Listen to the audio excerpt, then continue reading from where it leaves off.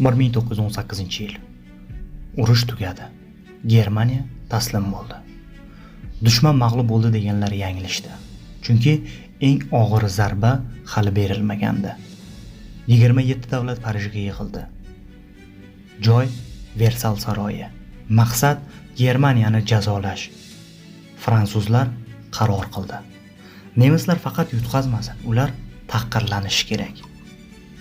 Shunday ham bo'ldi. Germaniya urushda aybdor deb e'lon qilindi.